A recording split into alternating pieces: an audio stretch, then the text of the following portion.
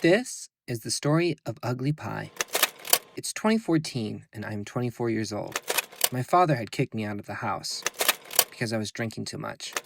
I am left to find an apartment with me and my dog Jake with no support. The truth was, it seemed that everyone had enough with me. No one would let me crash on their couch. I knew I had to figure something out, so I borrowed $100 from a friend and used that money to make 100 paintings and sell them for $35 each.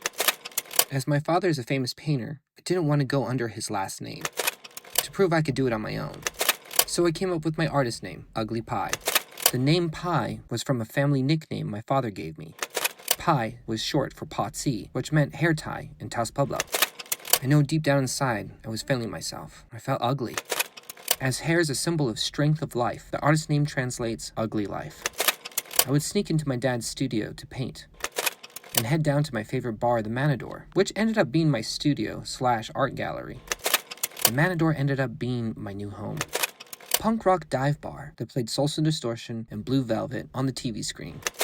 It was a place where I've learned so much about politics, Dungeons and Dragons, history, personalities, and kindness. I was inspired. I wanted to make affordable art to people at a high-end art city like Santa Fe, New Mexico. The incredible thing was, I was able to sell all 100 paintings at the Matador and get my own apartment for me and Jake. The art continued to be therapy for me.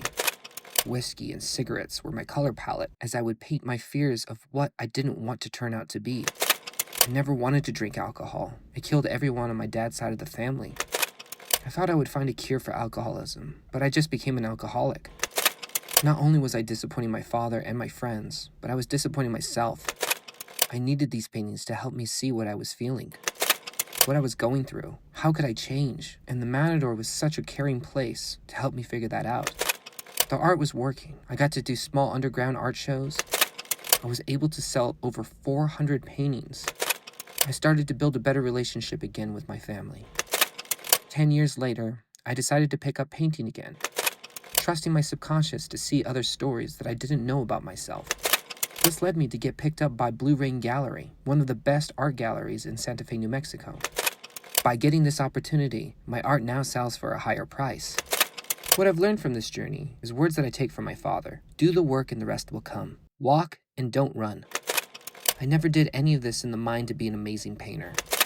Everything I did was just to make sure I had enough money to feed me and my dog Jake, to help me understand myself when I couldn't afford therapy, and be around supporting people who encourage you.